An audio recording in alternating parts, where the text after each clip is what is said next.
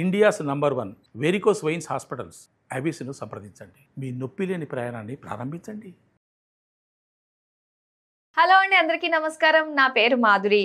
ప్రస్తుతానికి మనతో పాటు ఉన్నారు. మనకి ఏ కోణంలో సమస్య వచ్చినా అన్ని కోణాల్లో నుంచి దాన్ని పరిశీలించి ఒక చక్కటి పరిష్కార మార్గాన్ని సూచించే ఒక వ్యక్తి. సో ఆవిడ గురించి చెప్పాలంటే ఒక ఆధ్యాత్మికవేత్త, ఒక సైకాలజిస్ట్, మనకి ఎటువంటి సమస్యలు వచ్చినా కూడా తీర్చే ఒక లైఫ్ కోచ్ అని చెప్పచ్చు. అన్నిటికంటే మించి ఆస్ట్రాలజర్. సో అన్ని రకాలుగా కవర్ చేయబోతున్నామండి ఈ ఎపిసోడ్లో. మరి మనతో పాటు ఉన్న వ్యక్తి పేరు హరి రఘుప్రియ గారు. నమస్కారం రఘుప్రియ గారు. నమస్తే నాన్న. ఇప్పుడు చాతుర్మాస్య వ్రతాలు, చాతుర్మాస్య దీక్షలు 4 నెలల పాటు చేస్తూ వస్తారు కదండి. అయితే మొన్న ఏకాదశికి విష్ణుమూర్తి పడుకుంటాడు అని చెప్పేసి అంటూ ఉంటారు.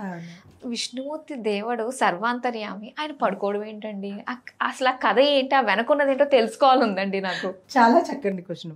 అయితే దేవుళ్ళు నిద్రపోతారా, దేవుళ్ళు మెలకుగా ఉంటారా అని కొంతమందికి, అంటే ఆధ్యాత్మికం తెలిసిన వాళ్ళకి ఇలాంటి ప్రశ్నలు రావు. కానీ కొంతమందికి ఇప్పుడు మనకి చాలామంది వైరస్లు వచ్చినట్టుగానే దేవుడు లేడు, రాముడు లేదు, కృష్ణుడు లేదు, ఇలాగా అంటే ఏదో ఒకటి అలాగా సోషల్ మీడియాలో ఎలివేట్ అవ్వాలనో లేదా వాళ్ళ పేరు బయటికి రావాలనో ఇలాంటి పిచ్చి పిచ్చి వెర్రితలలు వేస్తూ ఉంటారు. అయితే మన పురాణాలు మనకి శాస్త్రము. కొంతమంది అంటారు హిందూ ధర్మమా, హిందూ మతమా, లేదంటే సనాతన ధర్మము, ఈ కొన్ని ఎక్కడెక్కడో వినేసి ఆ మొక్కలు పట్టేసుకుని ఇంకా దాని మీద వీళ్ళు ఇష్టం వచ్చినట్టు రాసేసుకుని వీళ్ళ పైత్యాన్ని కూడా కొంత జోడించి ఇట్లాగా చెలరేకపోతుంటారు. అయితే హిందూ అనేది మతము కాదు, ధర్మము మాత్రమే. ధర్మము అంటే ఏంటి? ఆచరణీయమైనది. ఎవరైనా సరే ఆచరించేది ధర్మము. మనము కుడి చేత్తో తినాలి అని ధర్మము, నోటితోనే తినాలి అని ధర్మము. ఏమి ఇక్కడి నుంచి తినొచ్చు కదా, అవ్వదు కదా. అంటే మనకి భగవంతుడు ఏ ఏ మార్గాలు పెట్టాడో, ఏ ఏ అవయవాలు పెట్టాడో ఆ అవయవ ధర్మాన్ని మనకి పొందుపరిచి ఇచ్చాడు.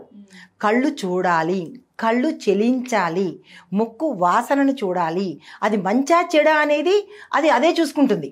అవునా? భగవంతుడు ఎలాగైతే మంచి చెడు చూస్తాడో ముక్కు కూడా ఆ రియాక్షన్ ఎందుకు వస్తుంది? మంచి అనంగానే ఆస్వాదించేసి చెడు అనంగానే ఇలా అనేస్తారు. అది ఎవరు చెప్పారు? ముక్కుకి మనం ఏమైనా చెప్పామా? లేదు. నోటితోనే తినాలి, చెవులతోనే వినాలి, చేతులతోనే చెయ్యాలి. అంటే మనకి కొన్ని ధర్మాలను మనకు ఋషులు అందించారు. ఆ ధర్మమే హిందూ ధర్మం తప్ప మతం అనేది కాదు. మతము వేరు, ధర్మము వేరు. ధర్మము ఎవరైనా ఆచరించవచ్చు. ఇప్పుడు వేరే మతాల వాళ్ళు ముక్కుతో కాకుండా ఇంకెక్కడైనా వాసన చూస్తామా? చెవులతో కాకుండా ఇంకెక్కడి నుంచైనా వింటామా? మరి అందరికీ ఒకటే కదా అది. దీన్ని అందరూ ఆచరించగలిగేది ధర్మము. దేవుడు పడుకుంటాడా, దేవుడు లేడా అన్న సందర్భంలో మనకి పురాణాలు ప్రాతిపదిక. నన్ను ఒకళ్ళు ప్రశ్న వేశారు. ఆయన ఏమన్నారంటే, ఈ పురాణాలు ఏమీ లేవు, ఇవన్నీ జరగలేదు అని చెప్పారు. అయితే ఆయన ఉండంగా జరగలేదేమో, ఆయన బతికున్న నాళ్ళు, లేదంటే ఆయన క్రమంలో ఆయన పుట్టిన దగ్గర నుంచి ఈ రోజు వరకు జరిగి ఉండకపోవచ్చు. అది మనం కూడా ఒప్పుకుందాం. కానీ ఆయన ముందు జరిగాయి కదా, దాన్ని మనం లేదు అని ఎలా అనగలుగుతాము? కాబట్టి ఇవన్నీ ట్రాష్ క్వశ్చన్స్, ఏదో అడగాలని అడుగుతుంటారు. అయితే మనకి పురాణాలలో ఋషులు రాసిన ప్రకారం ఏంటంటే, ఈ చాతుర్మాస దీక్ష అనేది మనకి ఆషాఢ మాసం తొలి ఏకాదశిలో 4 నెలల పాటు, అంటే మనకి ప్రకృతితో సంబంధించి ప్రతి మనిషి కానీ ప్రతి ధర్మం కానీ నడుస్తూ ఉంటుంది.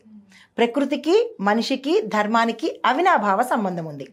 అయితే ఈ చాతుర్మాస సమయంలో ఈ 4 నెలలు విష్ణుమూర్తి పడుకున్నాడు, శయన ఏకాదశి అని చేసుకున్నాము. అయితే దీనికి వెనకాల ఒక కథ ఉన్నది. ఏం కథ అంటే, మనకి బలి చక్రవర్తి వెళ్తాడు, అది తెలుసు కదా, వామనుడు వచ్చి 3 పాదాలతో చేశాడని చెప్తారు కదా. అయితే దాని తర్వాత ప్రహ్లాదుడు, ఆయన వారసుడు బాలి అని ఉన్నాడు. అంటే ప్రహ్లాదుడు తర్వాత ఆయన కొడుకు తర్వాత బాలి అనమాట. ఈయన పరమ విష్ణు భక్తుడు. విష్ణువు ఎప్పుడూ తన దగ్గరే ఉండాలి అన్న తపన ఆయనకి. అయితే ఆయన కోసము తపస్సు చేశాడు. తపస్సు చేస్తే శ్రీ మహావిష్ణువు కనిపించి ఏం వరం కావాలి కోరుకో అన్నాడు. అప్పుడు ఈయన బాలి అనే అతను ఏం చేశాడంటే, నువ్వు ఎప్పుడూ నా దగ్గరే ఉండిపోవాలి అన్నాడు. మరి భక్తుడు ఏది అడిగితే మరి ఇచ్చేయాలి కదా. ఆయన ఏం చేశాడంటే కరెక్ట్గా ఆషాఢ మాసం సమయంలో ఆయన ఈ 4 నెలలు నేను నీ దగ్గరే ఉండిపోతాను అని చెప్పి ఆ బాలి ఉన్న అంతఃపురంలోనే స్వామివారు ఉండిపోయారు వైకుంఠం నుంచి వచ్చి. అప్పుడు వైకుంఠంలో అమ్మవారు, లక్ష్మీ అమ్మవారు గాబరా పడుతున్నారు.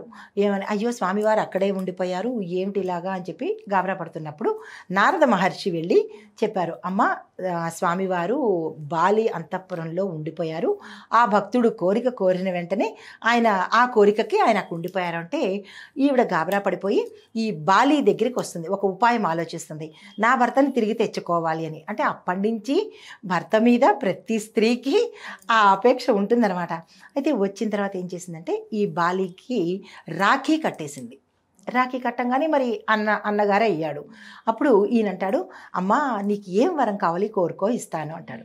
అప్పుడు ఏం చెప్తుందంటే, అన్న ఏ స్త్రీ అయినా తన భర్తని వేరే వాళ్ళు ఉంచేసుకుంటే ఏమి చేయాలి అన్న అని అడుగుతుంది.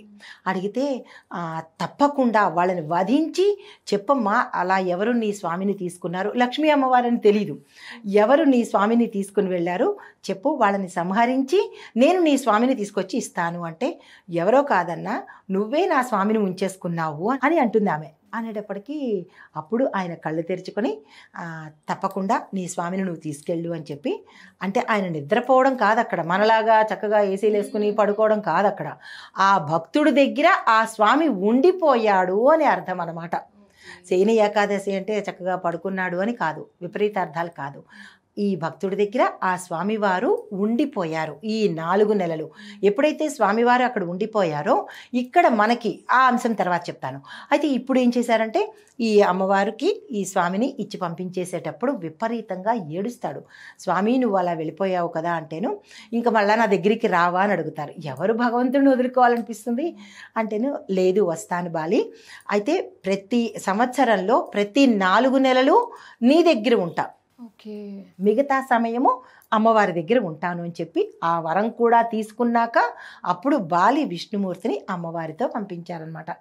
ఈ 4 నెలలు మనం ఏం చేస్తామంటే వ్రతాలు నోములు కూడా పెట్టుకోకుండా, అంటే పూజా పునస్కారాలు మాత్రము సామాన్యంగా చేస్తాము, శుభకార్యాలు అలాంటివి ఈ ఆషాఢ మాసంలో చేసుకోము. శ్రావణ మాసం నుంచి మనం శుభకార్యాలు చేసుకుంటూ ఉంటాము.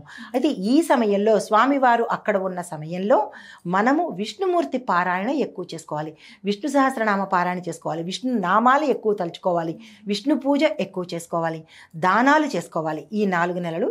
ఇది మనకి ఆధ్యాత్మిక పరంగా.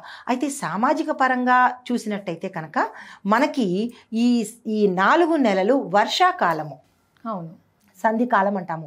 గ్రీష్మ ఋతువు వెళ్ళిపోయి మనకి వర్షాకాలం వస్తుంది కాబట్టి ఈ సమయంలో ఎక్కువగా ప్రజలు అనారోగ్యం పాలవుతారు. కాబట్టి ఈ హోమాలు అవి చేస్తున్నప్పుడు వాటి నుంచి వచ్చే మంచిది మనము స్వీకరించి అనారోగ్యం నుంచి తప్పుకుంటాము అన్న ఉద్దేశంతో ఇది చేస్తాము. తర్వాత దాన ధర్మాలు ఎందుకు చేయాలి అంటే ఈ మాసంలో చంద్రుడు శ్రవణ నక్షత్రంలోకి వస్తాడు. శ్రావణ మాసము అంటే సంధికాలం అనుకున్నాగా, సగమేమో ఆషాఢ మాసం ఉంటుంది, మిగతా సగము మనకి శ్రావణ మాసం వస్తుంది. తర్వాత భాద్రపదము, ఆశ్వీజము. ఈ 4 నెలలు అయిపోయిన తర్వాత మళ్ళా స్వామివారు వైకుంఠానికి వచ్చేస్తారనమాట. ఈ సమయంలో ఇలాంటి మంచి మంచి పనులు చేస్తే స్వామివారికి ప్రీతికరమైన పనులు అనమాట. ఇవి చేసి ఆయన యొక్క అనుగ్రహాన్ని పొందాలి అని ప్రత్యేకంగా, అంటే మనకి ఆ పురాణాలు కానీ మన ఆచారాలు కానీ ప్రతి దాంట్లోనూ ఒక నిమిడీకృతమైన భావం ఉంటుంది. అది తప్పనిసరిగా అది చేసుకోవాలి.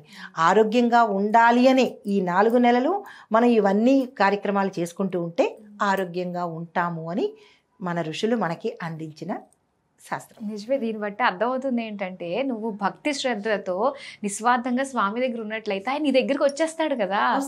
ఈ 4 నెలలు ఆయన దగ్గరికి వెళ్ళాడంటే బాలి దగ్గరికి, భక్తుడి దగ్గరికి వెళ్ళిపోయాడంటే ఆయన. సో ఇది కూడా మనకు కూడా ఇది ఒక మంచి టైం. భక్తి శ్రద్ధలతో స్వామిని కొలుచుకుంటే మనకున్న కష్టాలన్నీ, ఆయన మన దగ్గర ఉంటే కష్టాలు తీరిపోయినట్టే. అసలు కష్టం అన్న దానికే చోట్లేదు అక్కడ. చాలా మంచి కదా మాకు తెలియజేసినందుకు. థ్యాంక్ యూ సో మచ్ అండి. థ్యాంక్ యూ మా.